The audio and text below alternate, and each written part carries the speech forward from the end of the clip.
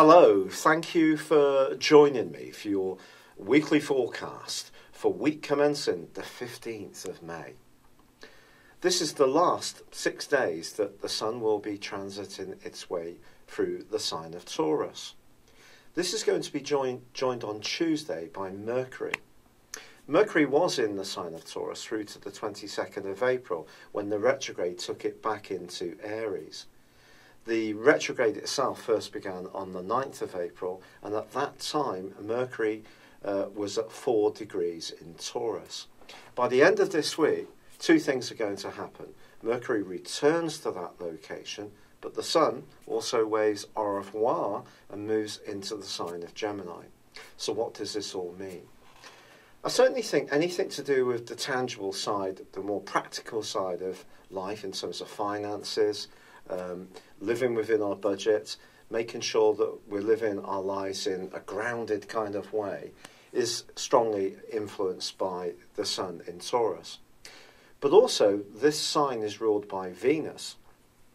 And Venus is a very attracting influence. So our appreciation of the good things in life is often amped up when there is a big Taurus influence. But on the other side of the heavens, Saturn is in a quincunx with the Sun, suggesting that if we do splash out and enjoy the more sensual side of this sign, we need to do so within the boundaries of what we can truly afford, or we need to understand why we might have the desire to indulge ourselves rather more.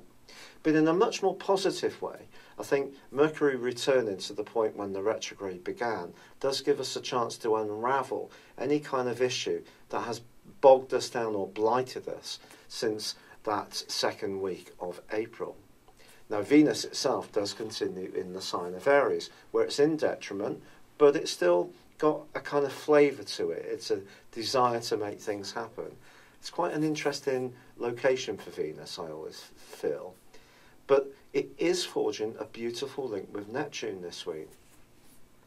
When these two get together, and in this case in a semi-sextile, I think it just suggests that some subtlety, along with the drive that comes from Venus and being in Aries, but some subtlety around the more sensitive side of relating, sort of non-verbal stuff, could actually be quite useful this week.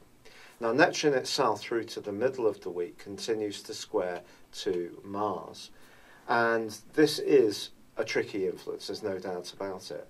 So if you are looking to take some action this week, it is going to be important to base it on facts that are really stacking up.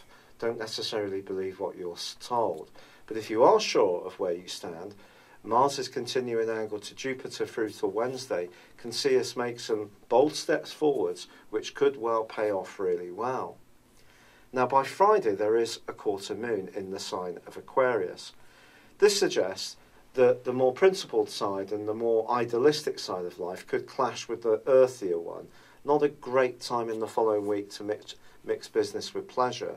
But then the Sun moves over the weekend into the sign of Gemini, joining up with Mars. And this is really an opportunity to inject greater verve and vibrancy into all we do.